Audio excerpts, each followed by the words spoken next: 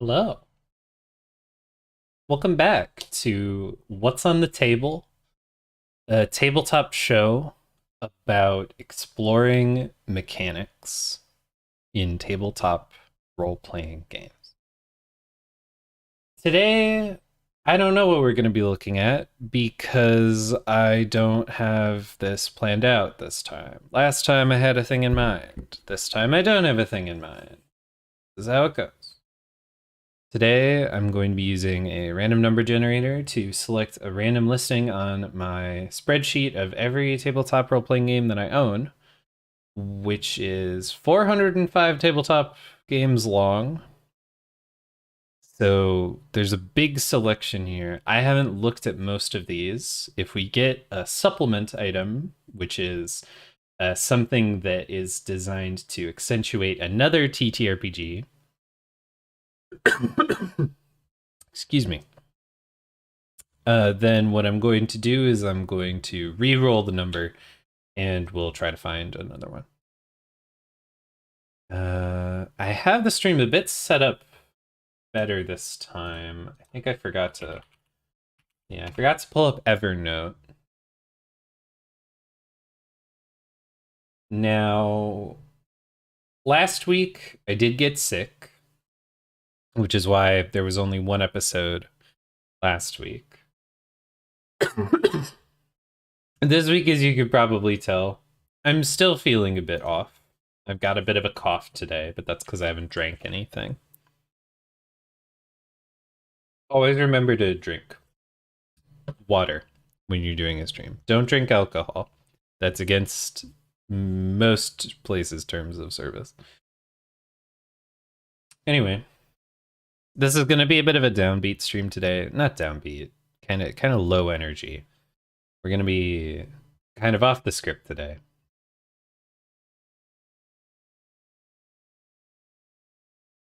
$155. 155 is Godsend.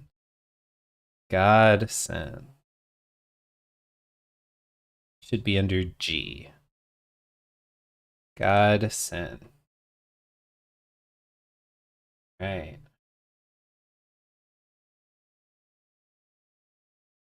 This does appear to be a full game. It's 113 pages, so this might take up the whole episode. I'm gonna go ahead and put it on the screen here.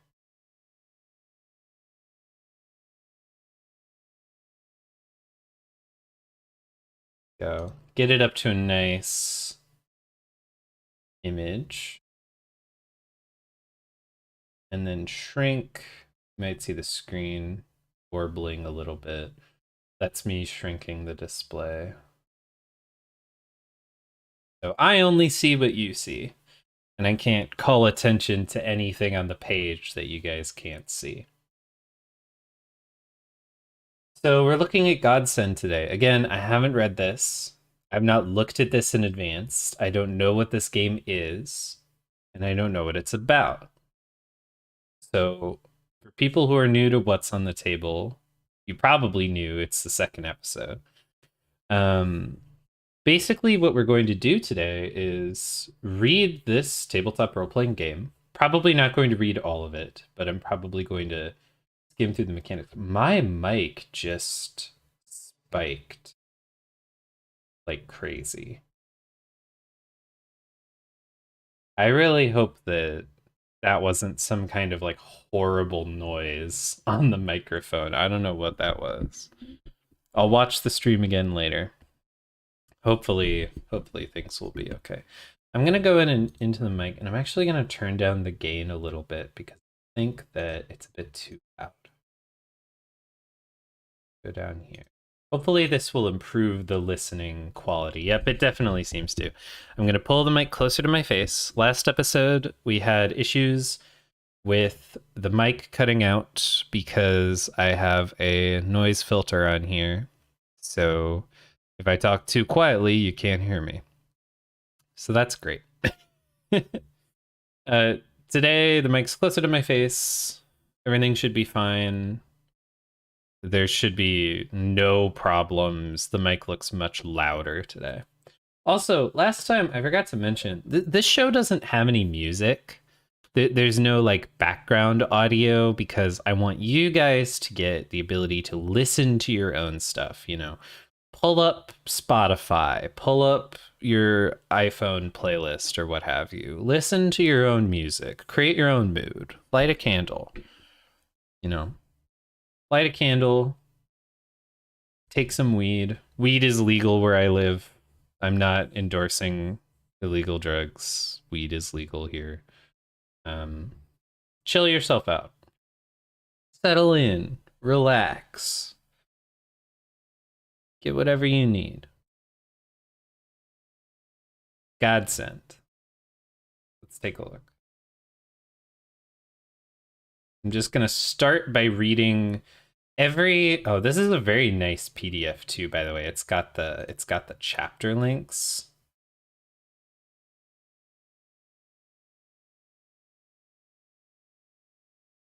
I'm just gonna read this sizzle paragraph at the start. Godsend takes place in a world of epic myth and fantasy.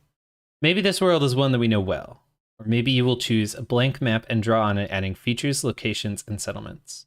Maybe you will create whole new names and languages for your world, or maybe you'll draw on the power of familiarity. Okay, so we're looking at, I believe this is indicating that this is a generalist system, right? That means that you can use it for multiple different types of campaigns, different campaign settings, and different campaign worlds.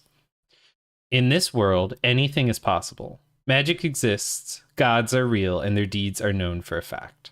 Supernatural creatures, grotesque monsters, and legendary items are common.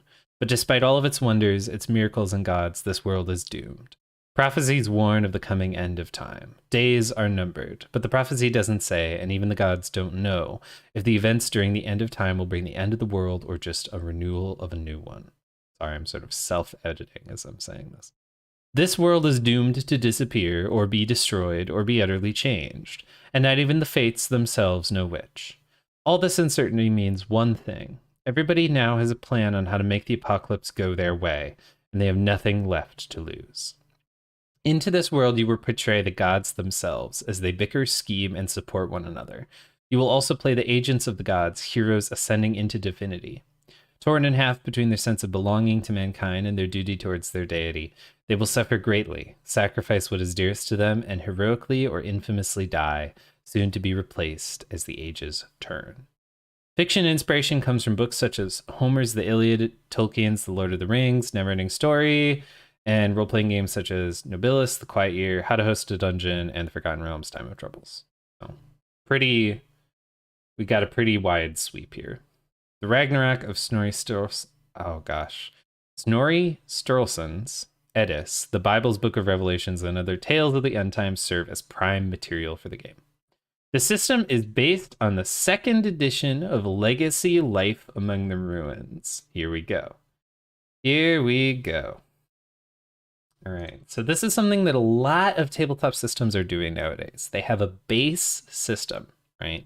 They have a base system. So we have Legacy Life Among the Ruins, which is now a game I have to go out and buy. It looks like they are on drive-thru RPG. So it looks like this is powered by the Apocalypse engine, which then is its own RPG system.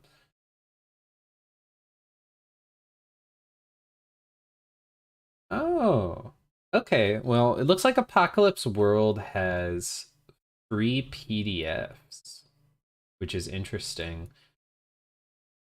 Very interesting. Okay. I'm just getting it. I know I don't have this up on the screen, mostly because I don't want to put anything on the screen that I don't personally have yet. I want to put up a preview when I could just buy the game. Interesting. Okay. I'm starting to get an idea of the sort of through line of this. I know that Apocalypse World is a very popular thing to base TTRPGs on right now, especially on itch.io. I've seen a lot of games based off of Apocalypse World. This is probably going to come back. I have not heard of Legacy Life Among the Ruins. That's new to me. I may need to purchase that eventually, and take a look at it itself. It looks like this game is differentiating itself by having you play as the deities, not necessarily an individual character within the world.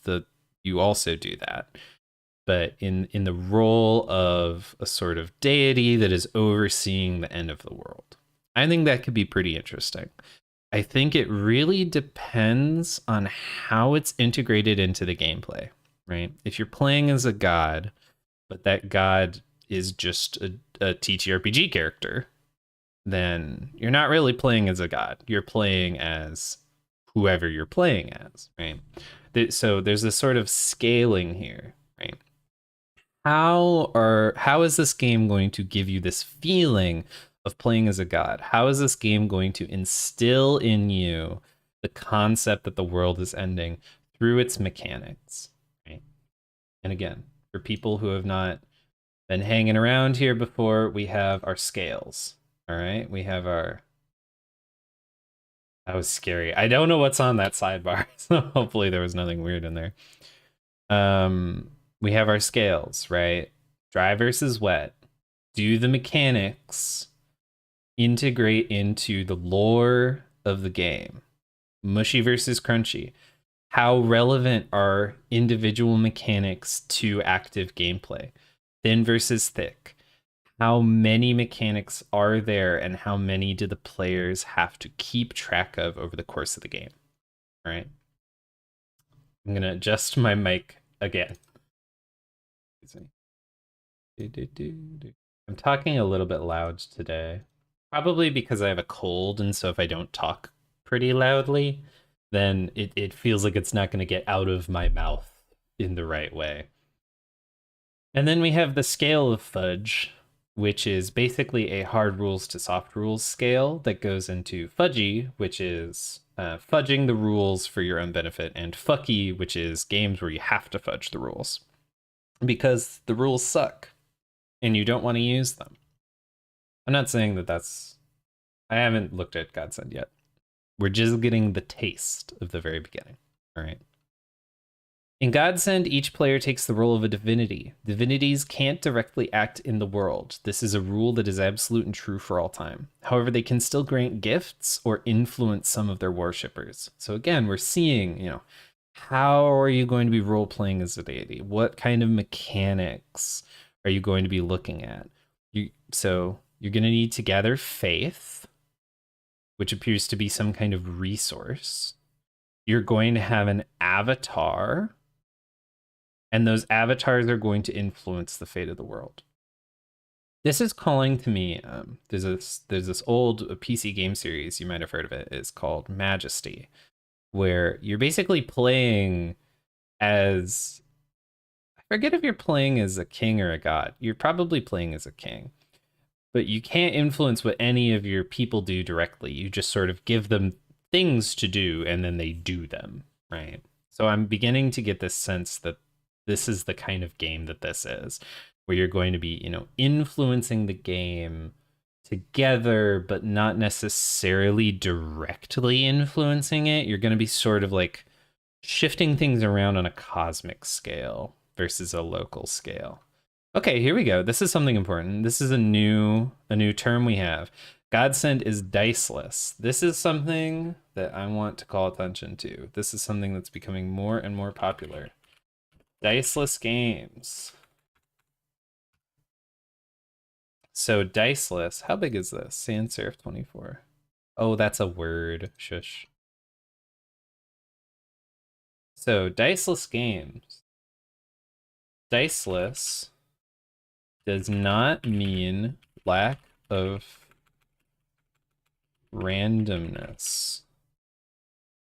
Let's give this a nice, yeah. Let's make it a little bit smaller too. Diceless, that's a little bit too small. Diceless does not mean lack of randomness. Okay, for people who don't know what this might mean, the traditional archetype of tabletop role-playing games is, of course, Dungeons and Dragons. Dungeons and Dragons uses, you can probably hear these in the background, uses dice. Dice are complicated. They're tricky, right? Because when you're designing a game, the dice add an element of randomness, but they also add an element of unfairness, is this idea that people have been passing around in modern TTRPGs. Because, of course, this is something I'm going to say a lot. With dice games, there is always a chance to fail 100% of the time or succeed 100% of the time. You always have a chance that you will roll all ones and your friend Rebecca will roll all 20s, and then you will fail and Rebecca will win, and there's nothing you can do about it. That's the danger with dice games. You can make the game impossible, or you can make the game way too easy based on nothing more than the roll of a dice. Now, obviously, you get into probabilities, right? It is not likely that you will always fail or always succeed, but there is a chance for that to happen. And so people have run into this issue, right, where they don't like dice-based games because dice have a chance to just be unfair, right? And so recently, TTRPG makers have tried to find ways to make games random and engaging without using dice to make things more fair. And so this is going to be a trend that we see a lot, right? I recently found a TTRPG that used bets. I found another TTRPG that used auctions. You know, these are things that people are experimenting with. And so this being a diceless game is a really good second episode, actually. This is really good for a second episode because we've already looked at Dungeons and Dragons 3.5. We've talked about mechanics in that game. We didn't talk about dice in that game, but we can talk about it now. So Dungeons and Dragons 3.5 uses what's known as a D20 system. That means the primary dice you're going to be rolling is going to be the D20. That's the letter D in lowercase and then the number 20. And that means that it has 20 sides, which means you have a 1 in 20 chance to get any of the numbers on that die, which are 1 to 20. Now, depending on the game you're playing, the D20 system can be more fair or less fair. In the traditional rulings, the D20 tends to be more fair. People don't usually play with the traditional rulings in sort of classic D&D memery, right? The D20 has this problem where you have a 1 in 20 chance to do anything and a 1 in 20 chance to fail at everything, right? So it's like, let's say you get in your car and you drive to work. You've done it 1,000 times. You have to roll a D20. If you roll that D20 and you roll 1, you crash your car, right? And now if people had a 1 in 20 chance to crash their car every time they drove to work, nobody would drive to work. Or at least it would be a really bad idea because you would basically have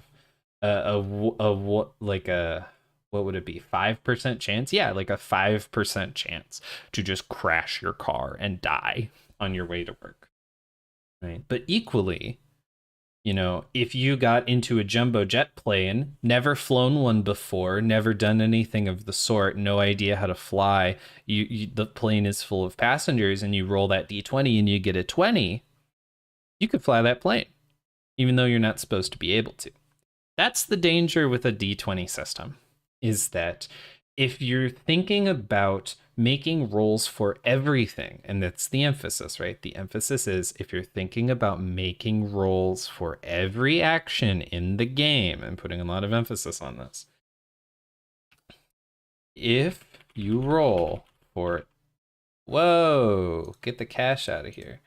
If you roll for every action in the game, you will add randomness to every action in the game. If you roll for impossible actions, you will get impossible results. If you roll for guaranteed actions, you will not get guaranteed results. This is the concern, right, with diceless systems. I'm just gonna put this as dice versus diceless. This is a document that I'm going to be filling out as we go along, right? But this is all I want it to be right now. People have come up with a lot of really interesting ideas for dice, right?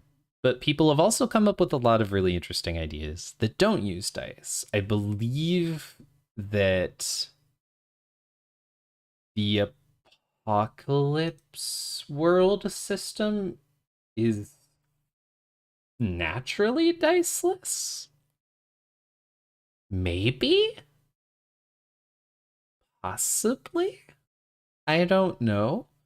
Again, something I have to look into now is apocalypse world. Let's get back to the game. All right. So, Godsend is diceless. I'm going to skip around a lot when I'm reading this. So if you're reading along, I'm very sorry. Godsend is diceless. It's to place the game's focus on trust between characters with different viewpoints and goals, on the short term versus the long term, on the means versus the end. It's fun to be invested with godly powers such that everything you do has great impact. So you'd best think carefully before doing something, or you'll dive into pure chaos, an agent of change wherever you go. Okay, so we've got this establishing mechanic. There are no dice. Every action is guaranteed. You know, you are a god, right? If you want to move that mountain, you can move that mountain, but moving that mountain is going to have consequences. So that's the trade-off here, right? Going back to our conceptual terms.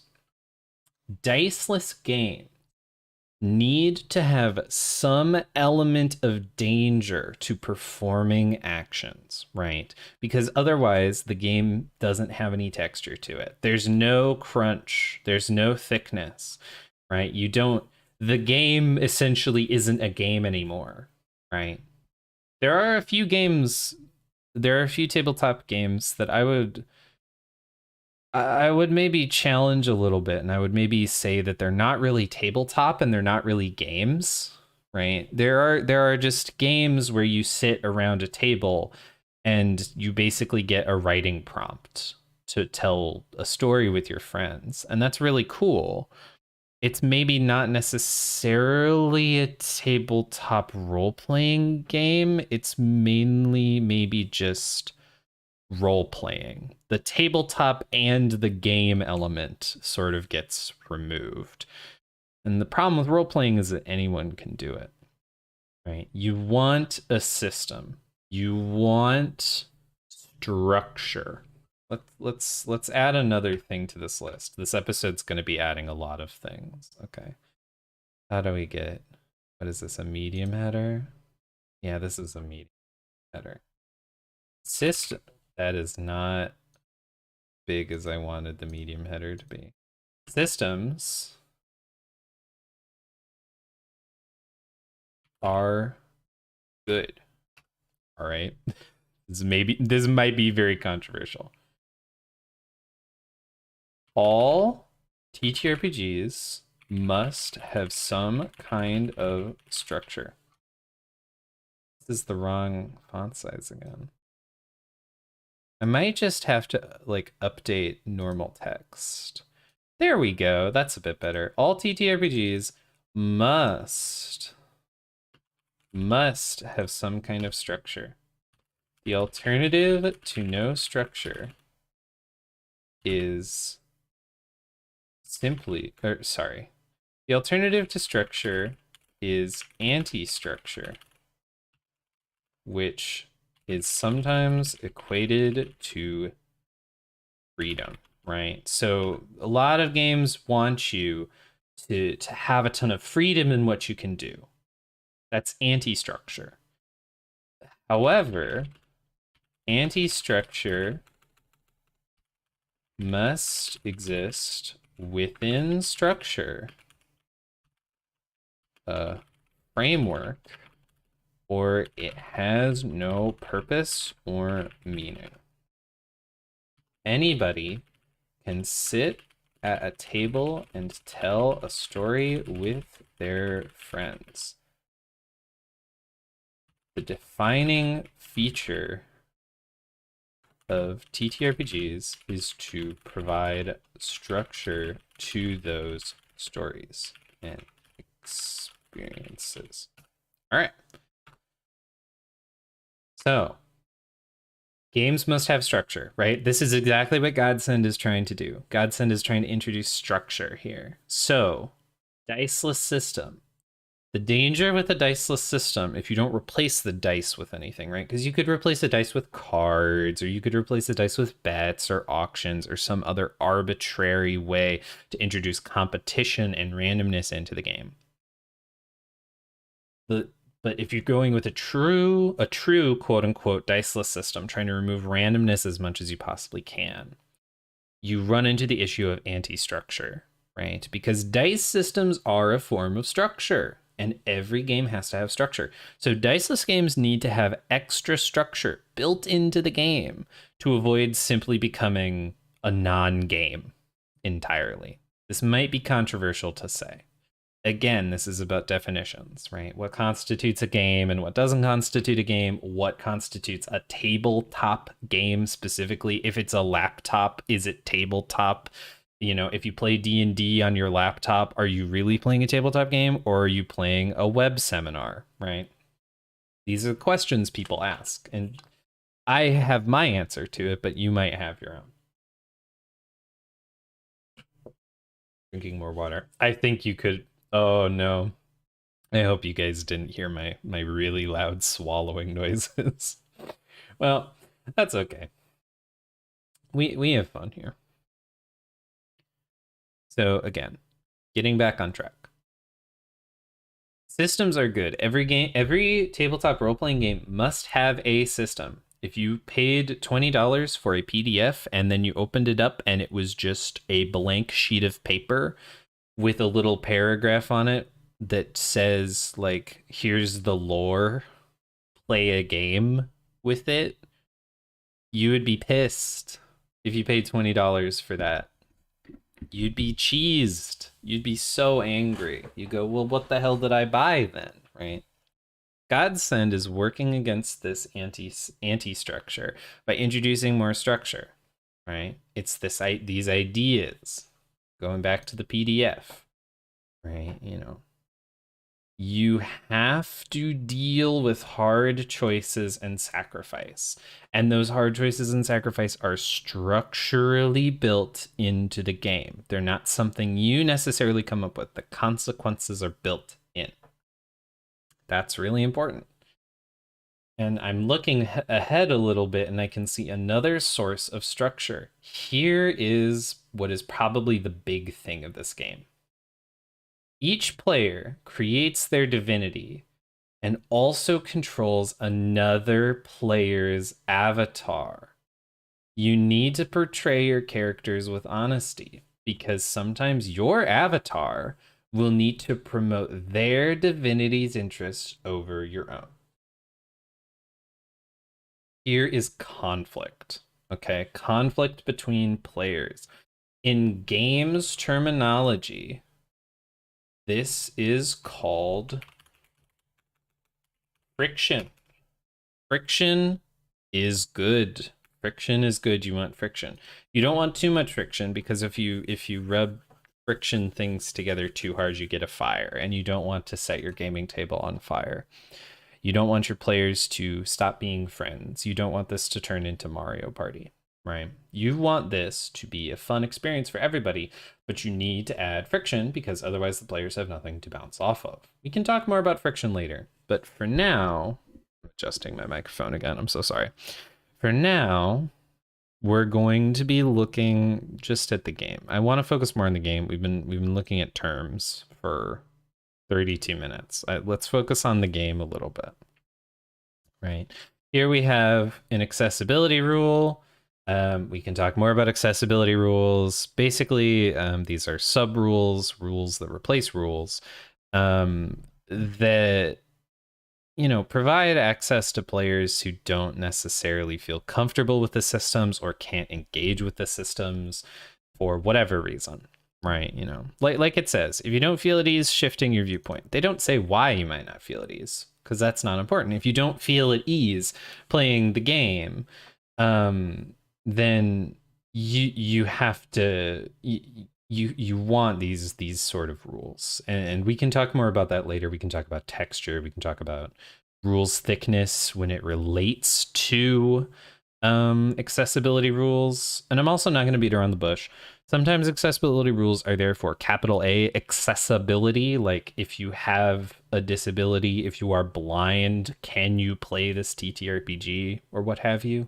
Sometimes accessibility rules are for hazier things, right? You know, personal preference or just player comfort. Player comfort is very important. You want to prioritize player comfort when you're playing or making a ttrpg.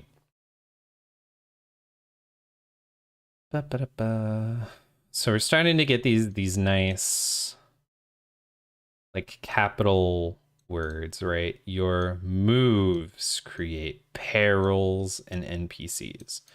What do those mean? They're gonna tell us later. Skimming. So basically what we're working with here is you're using your god powers to sort of influence the game as a deity, but you're also role-playing as somebody who has to live in that world. So again, talking about texture, we're talking about how do the players become attached to this world if they're playing as gods? And the answer is avatars, right? That's this game's answer to that question. There's other things. Avatars can have crisis of faith. There's apostles who are sort of like named related NPCs, it seems like. And then we have this footnote about playing 4 different ages. So there's 4 game phases where your divinities stay the same, but your avatars stay the same, right? This is where we get kind of interesting, and we're sort of deepening the mechanical depth here. We're sort of getting into the thicker side of things, where it's like you have avatars who hang out with apostles. As avatars, you do things, which is different from doing things as a divinity, which does other things. And then in between each age, you know, we're getting all these words, proper nouns, right? This game is pretty light on the proper nouns so far. I will say that. That's a good thing in my book. Some games have what I like to call a word salad, where it's like, you know, welcome to the world of Marzipan. You are playing as a Frilbo. The Frilbos are in the home of the Zorgonauts. The Zorgonauts follow the god of Ixcathil. Ixcathil is the disciple of the goddess Flungerdor, you know, like, you know, just noun, without any like connective tissue between them. This game isn't doing that. This game is being very, you know, tight, concise, trying to communicate things, introduce mechanics and concepts, pull you in, but not push you away.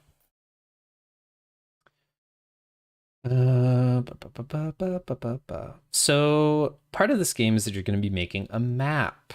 Maps are fun. Here we go. It's literally going to say it right here. Godsend is equally a role-playing game and a map drawing game. Most of the rules deal with creating fictional tags and linking them to an area of the map.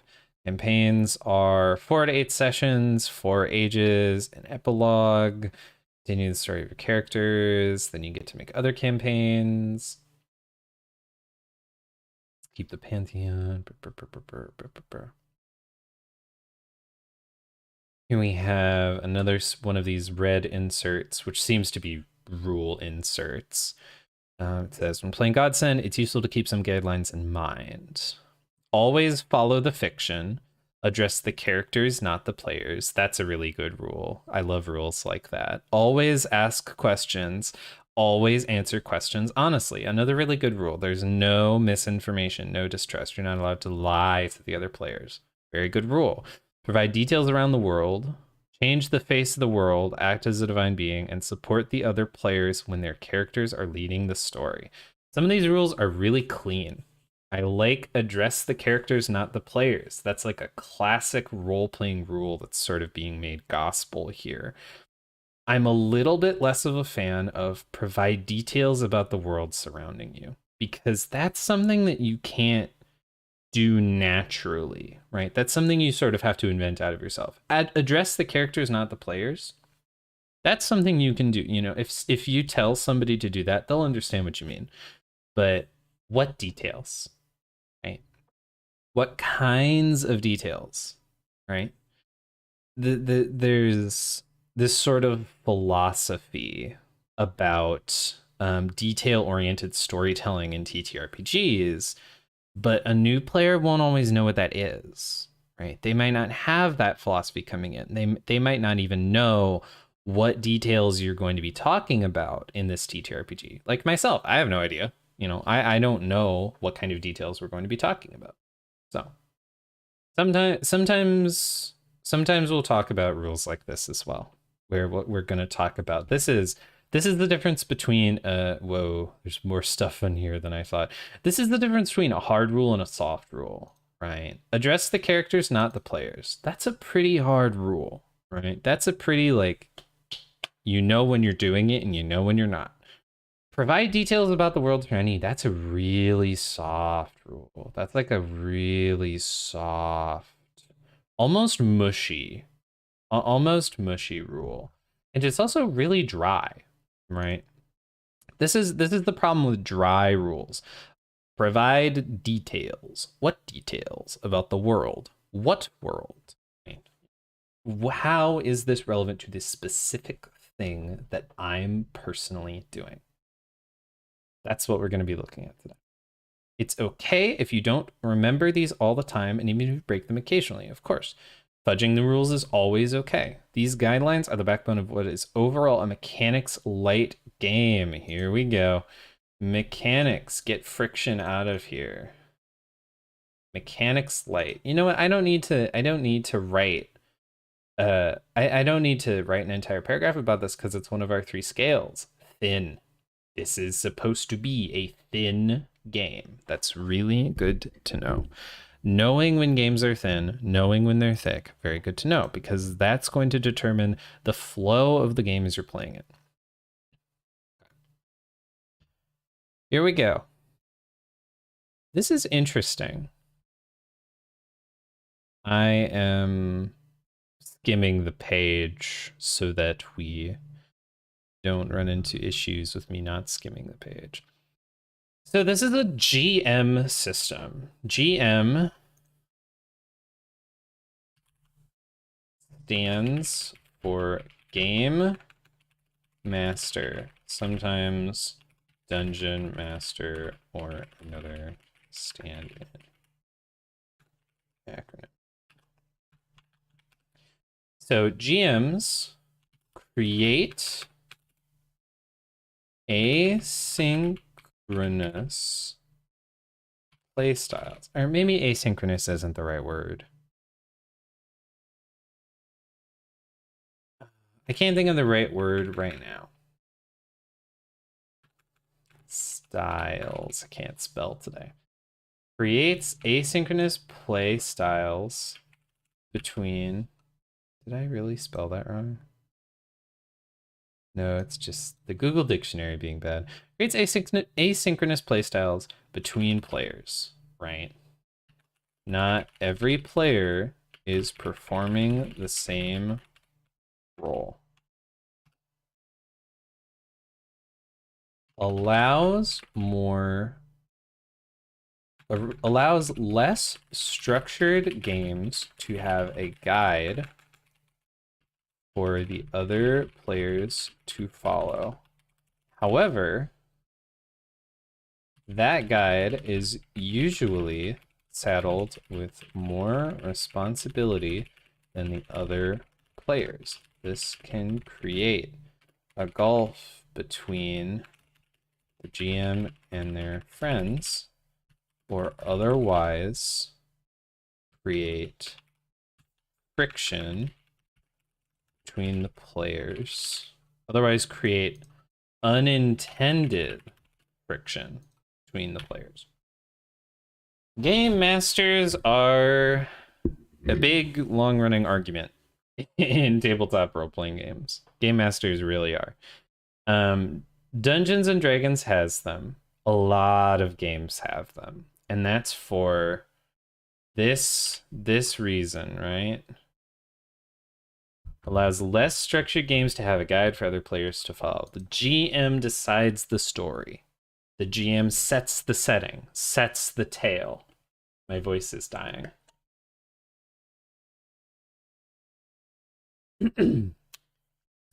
Sets the setting, sets the style, the tone, the pacing, right? That one player effectively gets to be the core storyteller. The difference is with a GM-less game, so GM versus GM-less. With a GM-less game, every player gets similar responsibilities. It sort of levels the playing field, right? A lot of players hate playing as the GM. A lot of players insist on playing as the GM. This can create problems. This has historically created many problems with power imbalances in the gaming space, right? You know, one guy is always the GM, and that means he's always in charge. This is something that people have been talking about for 30 years. Longer than that. It's 2022. 40 years, sometimes going on 50 years. And it's something that we're not going to touch on a ton. Like, I'm not going to get into the debate of whether GM games are better, quote unquote, than GM-less games. But I am going to get into the idea that they're different, right? GM games tend to lean towards soft rules, right? GM-less games tend to lean more towards hard rules.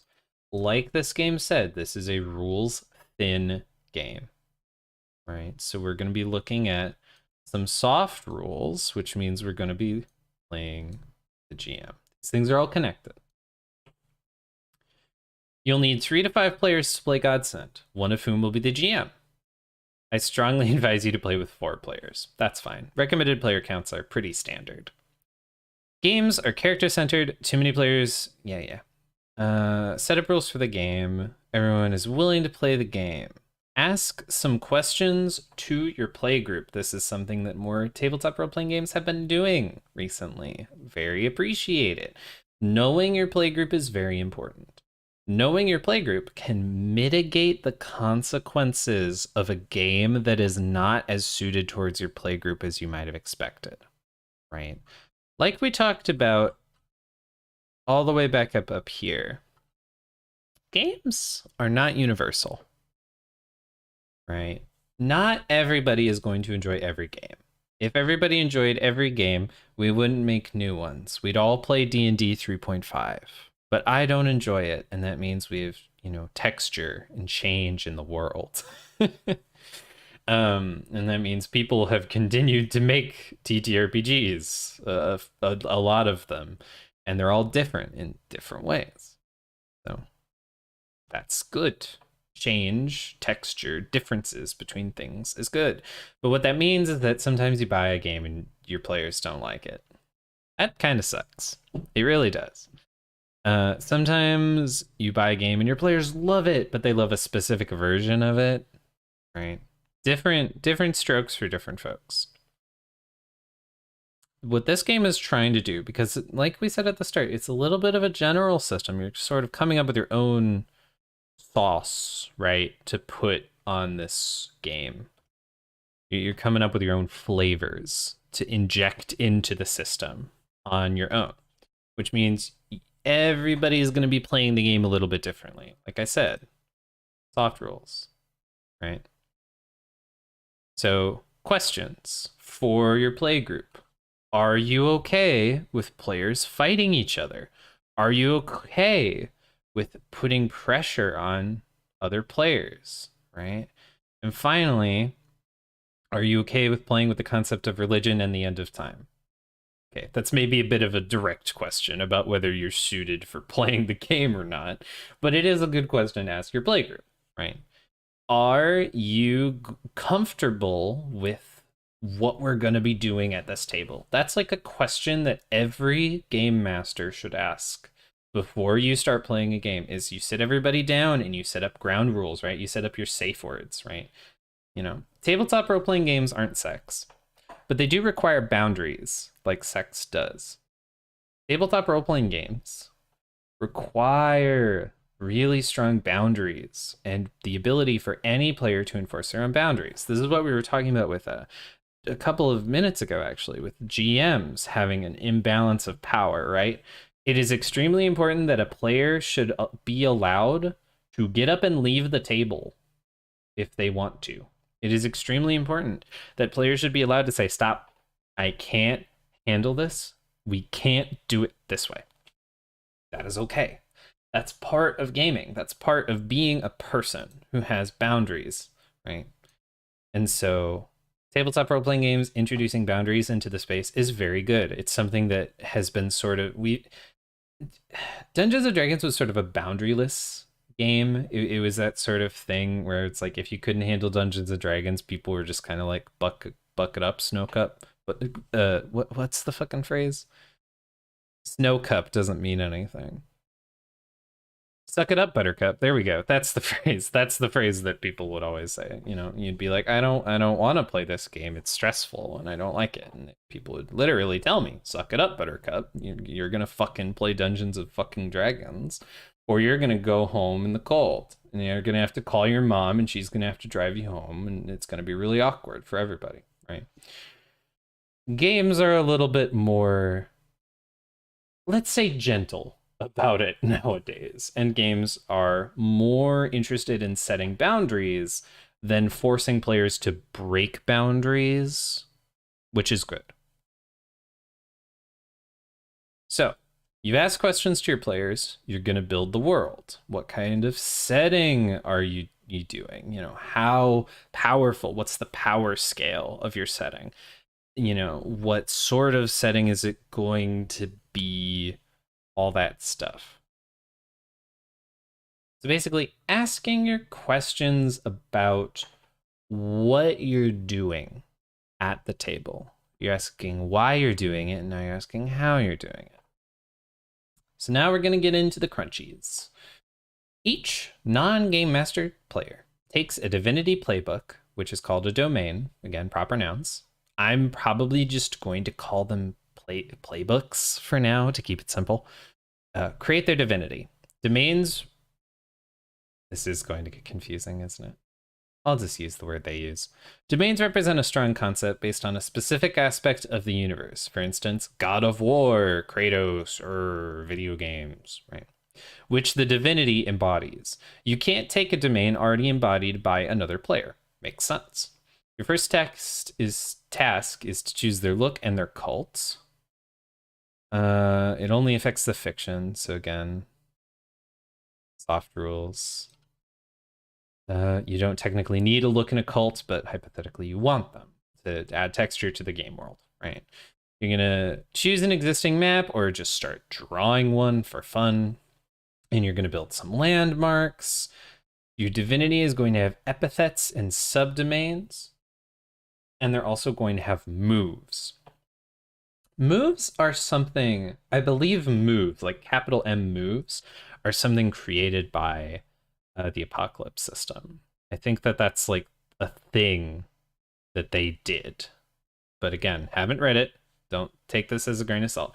I think that that's a thing that they did, is this idea of moves, right? Where it's, you're not doing a thing, you're doing a structured thing that has a big change to the game world, right? So name them with their, oh, right, epithets are, that's more of like a historical thing. I'm the tabletop person. I shouldn't, I'm not going to explain what an epithet is, but you're welcome to Google it because they're cool. Especially, in my personal opinion, the Greek ones. The Greek epithets are really cool and interesting. So name your deity and describe them to everyone else. Okay. When you've created your guy and you've introduced them, that is the pantheon. Everyone together is the pantheon. And so you get to come up with like how the pantheon is structured, right? If, excuse me, this microphone is giving me a lot of trouble today, and I do not know why. It might be making some weird noises. I think it's because I moved it around yesterday. There we go. This should be a bit better. If no player character fits a relationship, you may choose an NPC deity or create one. Okay, basically the idea is that you're creating stuff, right? You're creating this list.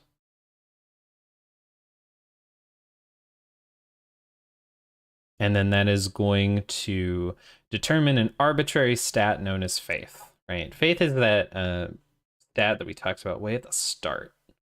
That basically determines like how, like which moves you can do and how influential they are, or something like that. I think that's what it is. Revelation, decide.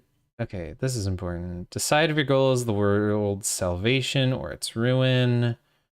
Your playbook's end of time section gives you special options to choose from at the end of the world, as well as special rules for creating artifacts and followers. Your fate move is the only way for you to directly affect your fate, your ability to move the world towards its doom or salvation. Read your fate move carefully and push your avatar in the direction that will your moves criteria. Okay. Everybody then takes an avatar playbook. Create their avatar. They're called callings. Getting a little heavy on the proper nouns here. Callings. And work with other players. Okay. I'm going to skip through this. I'm sorry to the wonderful creators of Godsend, but it has been 54 minutes. And I want to get more into the mechanics. Avatars have stats, they have looks, they have qualities, right? They have backstories, they have roles. Draw your map, play the first setting. Discover the world and those protagonists.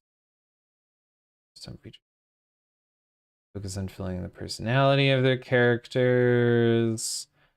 During the first section, the GM has a specific agenda to bear in mind. You want to use your divinity to get information about the world. You want to use your avatar to dive into specific bits of the world. Show your avatar's reaction to their new condition and how they deal with that. Show your divinity's temperament and the relationships within the pantheon. Have a scene between your avatar and their divinity or vice versa. Even if your divinities are opposed, find good reasons to work with other avatars. Okay, sure. So, you know, this is sort of the moment, the classic, everybody meets up in the bar and they choose to go on an adventure moment, right? Standard. Maybe not super standard, but pretty standard. Example of play, refer to chapter 2 for moves, chapter 3, 4, and 5 for playbooks, and chapter 6 for the GM rules. Okay. We don't need this example because we're not playing the game. And so we get to scooch on ahead to some more engaging mechanical stuff. This is engaging. It's just we're not doing that right now. So, welcome to moves. Moves are a system that I'm seeing more and more of nowadays because they're very interesting. It's how people like to do diceless settings in a sort of general sense. Excuse me. I'm getting a message because I did not turn off my Discord properly. Always happens. So, moves are big things, right? They're things that change the momentum of the game is how I would describe them. They also have triggers. Triggers are something that I believe was introduced in Lancer. Lancer uses triggers. I don't know if it's the first to do triggers, but triggers are basically like a thing in the game world, or an aspect of a character that like activates under certain conditions. So we get moves. Moves are sort of the official quote unquote rules that you use to play the game, right? It's not just this is what we were talking about with structure, right? So it's like with structure, you could just sit around the table and pretend to be gods in this fantasy world, and you could draw a map and you could do all of this stuff, but that's not a game because there's no structure. The structure here is coming from moves. Moves are the structural element of the game, and they don't use dice. So here we go. You can see Destiny's threads to foretell the true course of action. Say what will happen if your avatar, if your divinity's avatar, so some other player, follows a certain course of action. But the GM will choose to fill out the details of your foretelling. Okay, so basically you'll tell the future. And the way you're going to tell the future in a game like this is you're going to make it up, right? That's kind of the point. You're role playing. So you're going to make up a cool thing that will happen. And the GM will step in and they'll say, hold the phone. Oops, I touched my spacebar.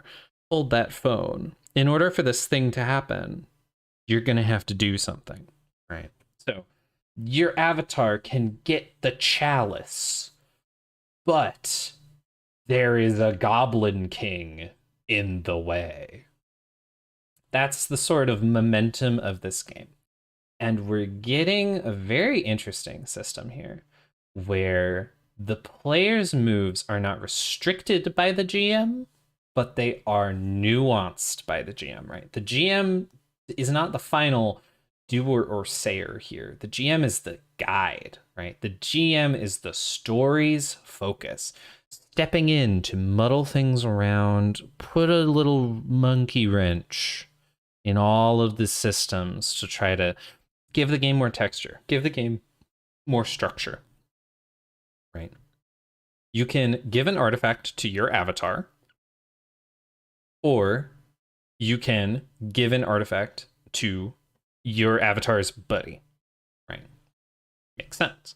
You can then go, so we'll look in the domain playbook and we'll figure out what artifacts do in a second, right?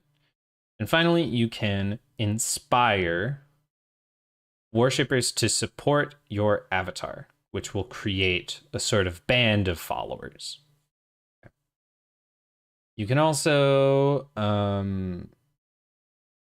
finagle the Pantheon by yelling at people, not literally yelling at people, but you can sort of you can write a Twitter call out post to knock people down a peg in the Pantheon and give them less faith. You can compel another divinity. You can oh my gosh. This is worded very strangely, so excuse me for a second. I have to figure out what this means. When an avatar tries to interfere against your will, so when another character's player who is not your player, not to be confused with you, who is playing the game. So you're a player, but another player will have your avatar. So not that player. Any other player tries to do something that gets in your way, you can spend a resource to force that avatar's player's divinity's player to do something. That's a bit much. That might be a little bit. That might be a few too many steps. I'm not sure about this one. This one's kind of throwing me for a loop. That's a lot. That's like way more than everything else here too. Very strange. Implore a higher deity so you can beg you can beg the stronger deities to help you.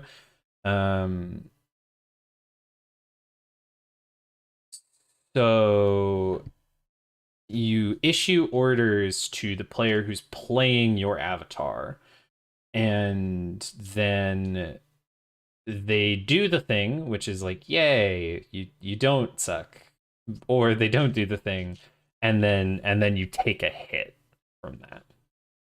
You punish your avatar when they don't do what you want, and they're forever inflicted by that curse. That's pretty interesting. That's an interesting storytelling tool. So you can avoid what the divinity wants you to do, but you might get cursed, which is pretty interesting. The simpler the better, yeah. So basically, like, classical curses. This seems to be pulling pretty hard on Greek mythology with the when you tell a prophecy, people won't believe you thing. You can favor a mortal being once in an age and place them on the map. That's nice. So you sort of make a character permanent. When you reach Faith +4, reset to Faith 0, ascend to a higher position in the Pantheon, and trigger the end of the world. I see. When you reach Faith -4, reset to Faith 0, and lose one of your basic moves. Once per campaign, you can reset to Faith -1, but you must change your epithet and subdomain and move lower in the Pantheon instead of losing a basic divinity move. And if you have no basic divinity moves remaining, you lose your domain and you just die. That's a bit harsh. But also, I'm guessing there's systems in place to prevent that from happening consistently, and you could probably play as a different divinity. But rules that sort of permanently remove a player from the game are always kind of scary, at least to me, because you don't want your friends to be mad at you. You don't want to tell your friend Greg that he can't come to game night anymore because he fucking died in the universe of the game. That might be a bit harsh, but I don't think that's what this is going for. So that's what divinities can do. Pretty interesting. They're big, sweeping actions that sort of shift the whole course of the story. Right? You know, you must do this or die, or I'm predicting the future and you're going to get to the end of this adventure, but you'll have to face a terrible task. Or, Greg the Unworthy stole my chocolate bar 2 billion years ago and I'm still mad at him, so I'm knocking him down a peg on the Pantheon. It's like influencing the other players as well as influencing the course of the story. But very few things that influence yourself, right? There's not anything where it's like, I gain 1 point of faith for not doing anything because I used my move to do it, This is one of those things where, what's the word for it? It's like non-linear points. Something like that. Basically, you're moving, instead of moving up or down, you're moving to the side. That's basically what I'm thinking of. It is lateral. There we go. Lateral growth, right? Lateral role playing. Lateral role playing is where you don't necessarily influence what's happening to yourself, but you influence what's happening to everyone else. And so if you want something good to happen to you, you have to convince another player to do it by making something good happen to them, right? And so that creates this web of interactions between the players. It creates friction, which is something we've talked about already, but it also creates an almost like internal demand to cooperate. That's really smart. I'm going to write that down so I do not forget the term again. I'm going to write this down once, and we'll get back to the game. So lateral role-playing. That apostrophe out of here. Influencing the other players, but not influencing yourself.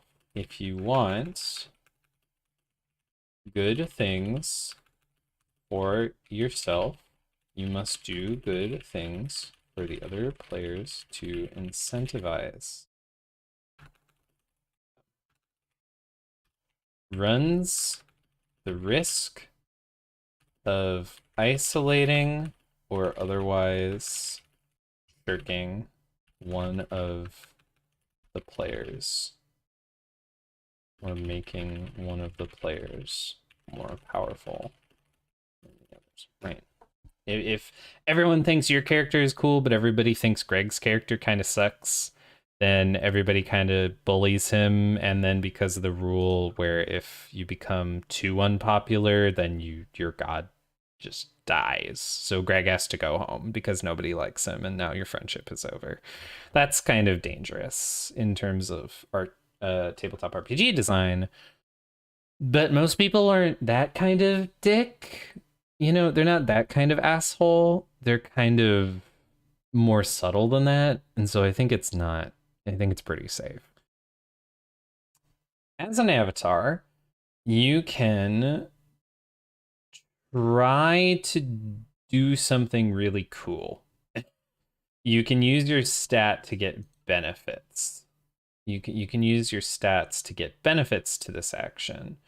But regardless of the odds, you barely manage to squeak through, right? It's like I will salvage the gauntlet of Thargrazar, and you do it, but something happens. Choose any number of calamities up to your valor that won't happen, right? So your stat determines you can do amazing things, but something bad will happen. You just can only reduce the effects of that. This is what we were talking about earlier with diceless systems, right? The Godsend diceless system is checks and balances. You do an action. That action is good, but that action also has consequences that are bad or otherwise unhelpful. Perform a miracle. So similar to this, but more specific to the deity.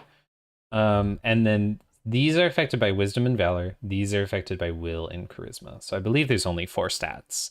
And so miracle-based characters do stuff related to their deities using will and charisma.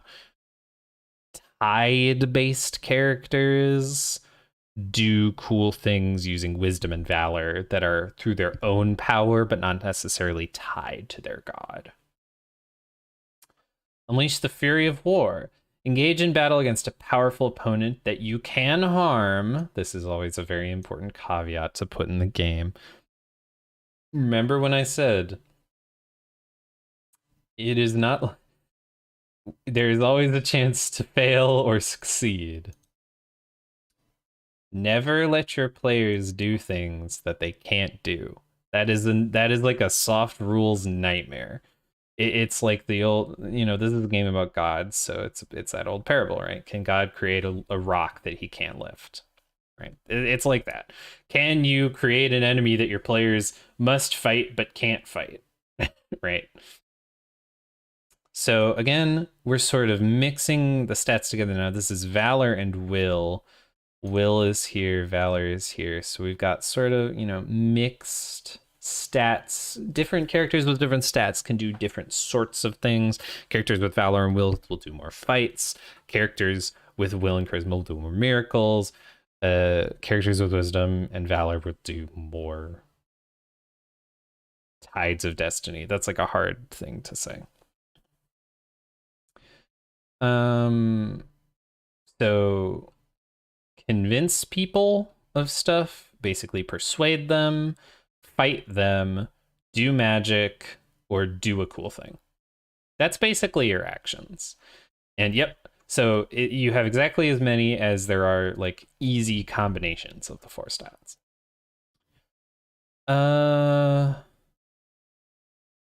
So when you're wounded, you can have something bad happen to you, or you can just die. That's okay. When you die, you can either influence your divinity or influence what your divinity is trying to do or leave behind a cool thing. Okay. That's cool. Relics, we're gonna go talk about relics later. I know there's relics in the playbooks in chapter like 2 or 3 or 4 or 5 or something. Story moves. So this is presumably what stuff that anybody can do is talk about what's going on the map, move around the map and talk about a scene. Multiple plot lines are happening at the same time and your avatar is involved in one of them. Not being involved in the last scene doesn't mean you had nothing to do on your own. Oh, okay. Just rules lawyering stuff. Talk to your avatar as your divinity. That's another type of scene. And focus on not the mortal realm. So basically, sets of scenes that you will play out during each session that you get to choose which scenes to do. I'm going to say something a little bit controversial about this system. This system feels rules tight enough that I don't think they needed a GM to rules lawyer it. I don't think that it needs a game master. In fact, I'll go one step further. I think that this might play better without an explicit game master. If every player, right? Because again, like I was saying, this is about checks and balances. One player just being the definitive check and balance to every other player feels like it's kind of flying in the face of the checks and balances system. It feels almost like a safety net that they don't need. Like somebody doing the Tour de France and their bicycle has training wheels on it. It's like the system clearly has a lot of really good ideas about what players should be able to do, when they should be able to do them, and how those decisions will influence themselves and other players, right? This is stuff that a lot of games treat as nightmare fuel, right? Oh, D&D hates the idea of trying to facilitate storytelling in a mechanical way. It wants to just hand you a bunch of mechanics, and then you do a bunch of storytelling on the side, right? This game is about the storytelling. And so I really don't think that they needed to be a sort of be-all end-all rules person in the shape of the GM. I think that this rule up here, like there's rules about what the GM is allowed to do, and there's rules for what the divine players are allowed to do and what the avatars are allowed to do.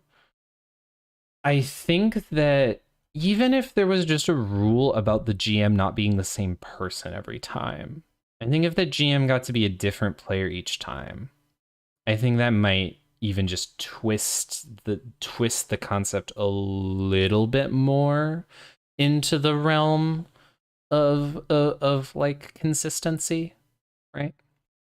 I think that this is really interesting, and I think there's a little too much. Is maybe if I was gonna like do a hot take about this before playing it, I feel like there's a little bit too much, right? There's a little, it's like just the slightest amount. Because remember, this is supposed to be a rules thin system. This game is coming off as kind of thick. Honestly, this game in terms of quote unquote rules thin systems, This game is coming off as a little bit thick to me. I've seen games with a lot less rules than this. This game feels very careful and deliberate with how it's presenting its rules, and it doesn't feel like there's a ton of rules that are unnecessary, but it feels like a lot of the rules have all these little wrinkles to them that you kind of have to memorize as you're going through the book. And that's giving me a sense of thickness, maybe even where there isn't going to be one if you play the game. That's my hot take for now. It's on the Divine Realm. End of session. Stuff happens. The end is nigh. You enter New Age. When you enter the New Age, everyone dies unless they don't. So this is kind of, so we've been talking about a lot. We've been talking about mushy and crunchy and thin versus thick for a lot of the stream, right? This is where the wetness of the mechanics comes crashing back in like a fucking tsunami of wetness, right? Of mechanics. This is like, yo, we're coming back to the central conceit of the entire game, which is that the world is fucking ending, and you're going to have to do something about it. When generations pass by, the world enters a new age. Everyone dies unless their player wishes otherwise. If the divinity triggering this move with Be Full of Grace has a positive fate, they choose one blessing for each point of fate over 0. So basically, that's the rule where if a divinity gets a ton of faith, they reset their faith counter and trigger this event. An NPC or apostle becomes a legend. You offer a new invention to humanity. You interfere in a mortal's life, and they hold one less oath over you. That mortal becomes an NPC.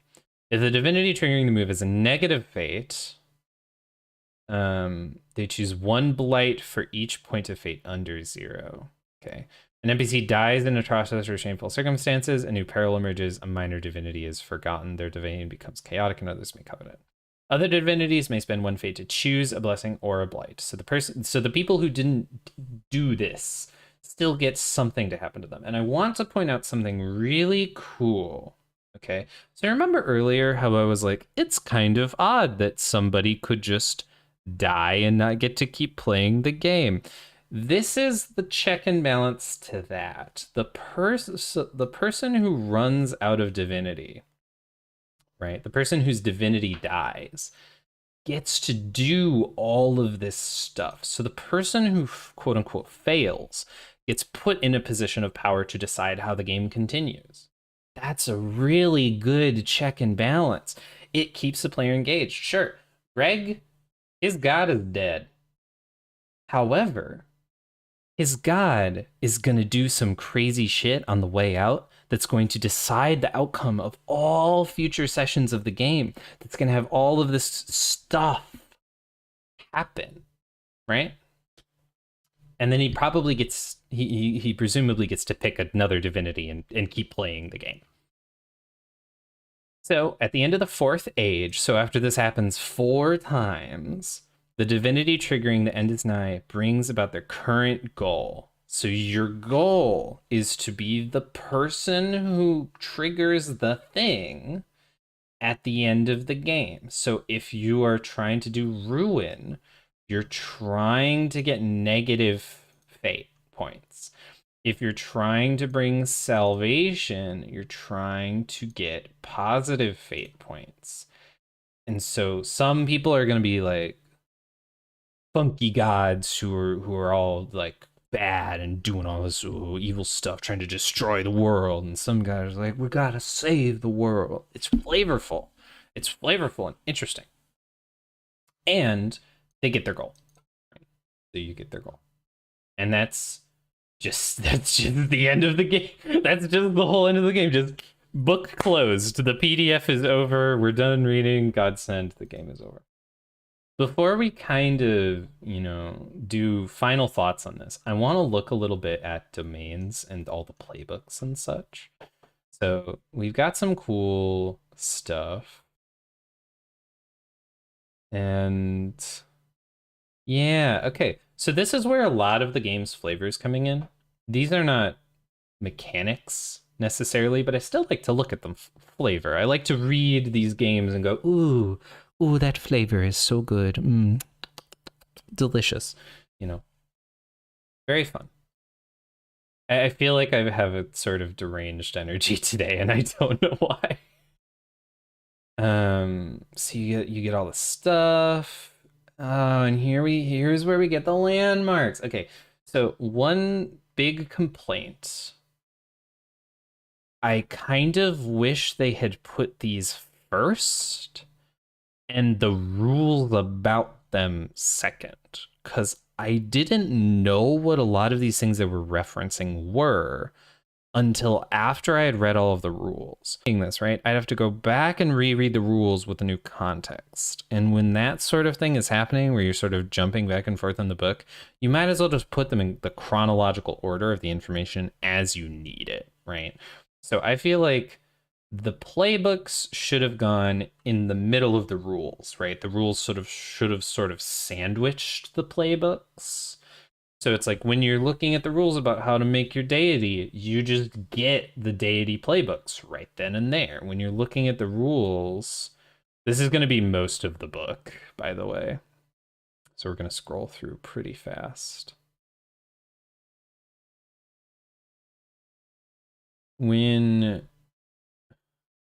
Good grief. They really do give you a bunch of really cool stuff. Okay, here we go. I think I've skipped too far forward, actually. You really do get a lot of stuff, like a lot of quote unquote value. Get a lot of things.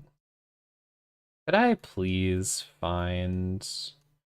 Here we go, avatar callings. So when you're making your avatar, I would have liked to see these in the section about creating your avatar, right? Oh, okay. So this is really interesting. You don't roll for stats, again, diceless, but you just get to pick from a set of stats. So certain character archetypes are better at doing certain things. That makes perfect logical sense. You get looks, you get a backstory, you get to kind of play Mad Libs, which I think is pretty cool. That's pretty cool. You get these sort of adjectives called qualities, which provide different little like interesting wrinkles to your mechanics. And then you have all these different moves that you can do.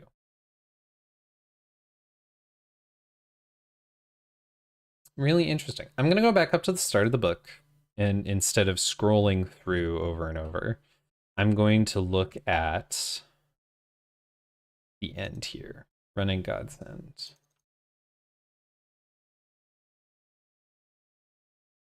A lot of stuff, just sort of giving you tips on how to GM the game. Again, I'm a little confused as to what the GM actually does in the game. They sort of seem to be a facilitator who also sometimes performs actions, but I'm not sure how they do that in the same way, right? And then you get just advice, right? So again, one of the complaints about GM systems is this specifically, this thing here. The judgment is a call that the entire table gives. As a GM, you can insist that you are not convinced until the moment you are. The problem with GM systems is that there's a guy at your table who is basically just the guy who determines what you can even do in the game. That sounds pretty obvious, but the problem is, if the GM is a stubborn asshole, playing the game becomes dealing with a stubborn asshole, the game, right? You end up with the unfortunate results of, oh,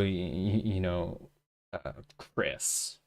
Chris is your guy who you have to handle every time you play this game. If Chris isn't a fun guy, you're screwed. The game's basically over because no one's having fun. And this is why people are so scared to be the GM. They're like, "Oh my god, what if I'm Chris? What if I'm not fun? What if I'm an asshole?"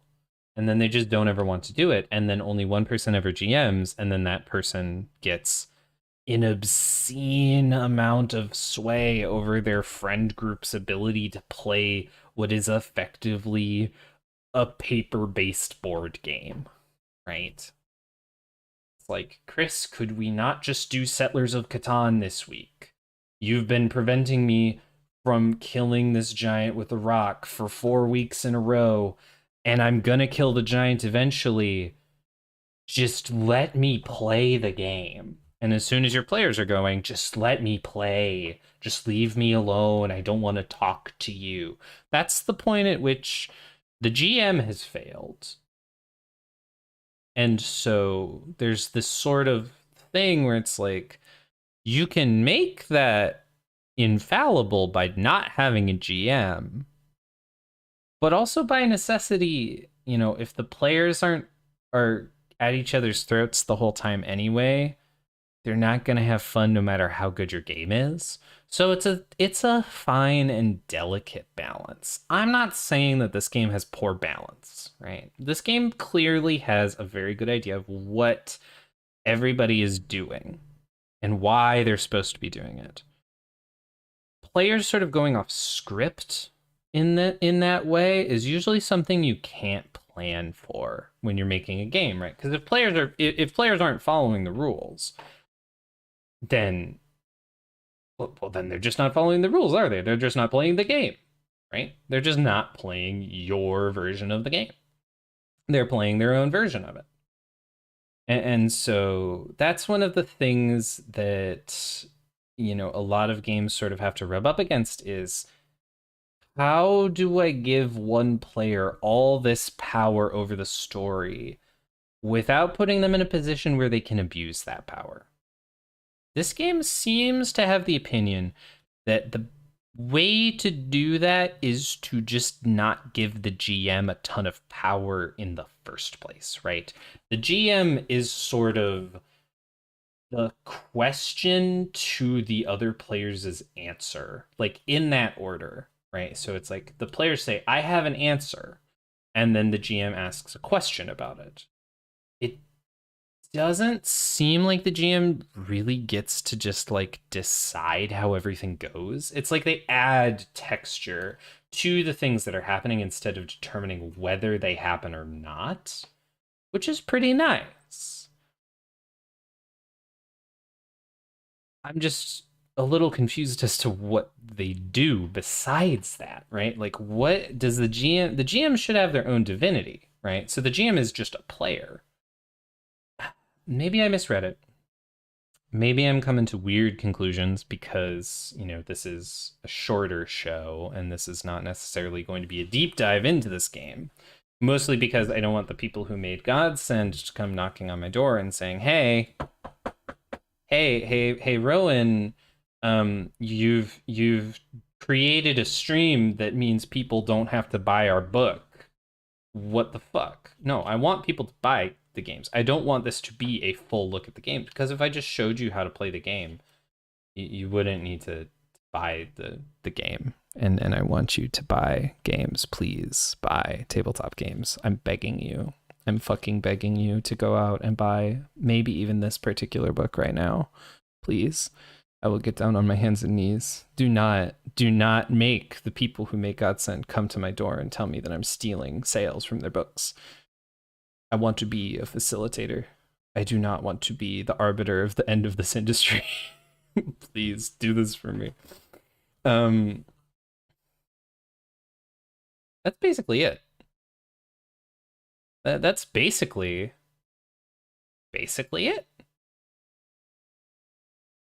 There's a GM, and they're sort of directing the story with their moves. There's other players who are directing the story with their divinities moves, and then their characters in the story who are being directed by the divinities but have their own agencies. And then there's some stuff that you can do, you know, there's some like little things that you can do. And look, they have a whole list of all of their other games. Legacy Life Among the Ruins. Oh, I think Legacy Life Among the Ruins is the core rule set for this game company. That's really interesting. Okay, that's really cool. Where it's like, yeah, there's all these different games in the Legacy Life Among the Ruins system, which is sort of loosely based off of the Apocalypse World system. That's really interesting to know. Okay. So that was Godsend. Godsend. I don't. This show doesn't have a rating system. It's not a review show. So there's no like review system here. But I will sort of give like a, hey, I think this game is pretty cool, or hey, I think this game might be kind of doing some weird stuff that I'm not a big fan of. For Godsend, I'm going to give a pretty confident thumbs up, with like a second smaller thumbs up coming out of that thumbs up. And then there's a sticky note on the second thumbs up that says, maybe you don't actually need a GM to play this game, and if you fudged the rules and you didn't play this game with a GM, you might have an even better time than with the actual rules. And so if you can sort of picture that in your head as a concept, two thumbs up. One of them is small and has a sticky note on it that says, maybe don't play with a GM. I think that's kind of my impression of this game. Two thumbs up and an asterisk for Godsend. Godsend is a game. Let's talk about what it is. So, Godsend is an alternative setting for Legacy Life Among the Ruins 2nd edition. So that's sort of an official confirmation. It's created by UFO Press. You can find them at ufopress.co.uk, and you can purchase their games directly on their website as well as on itch.io. And on itch.io, that's UFO-mina.itch.io/Godsend. And so if you want to play Godsend, if this episode has interested you in Godsend or UFO Games' other games, I would recommend you go to those links, those places, seek it out. In my personal opinion, this is a pretty damn cheap game with some pretty damn like extensive content in here. You know, this is like basically $10 for a PDF that you can like spend several months playing with your friends. So I think that that's pretty worth. And so that's the show. That's Godsend. That's today's episode of What's on the Table. I've been Rowan, Rowan of Broken Cowbell. This has been What's on the Table. I already said that. Have I mentioned that I'm really bad at outros?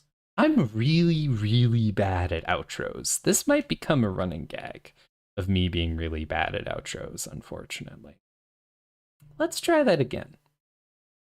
This has been episode 2 of What's on the Table, covering Godsend. I hope you enjoyed the show. I hope you enjoyed the game. I will see you next time for another random review from the giant spreadsheet that I have of games that I said review. Fuck! Damn it! This isn't a review show. This isn't a cut away. We're cutting to the end. This isn't a review. This isn't a review of the game. Everybody, okay. Everybody just close your eyes. And when you open them again, the stream will be over.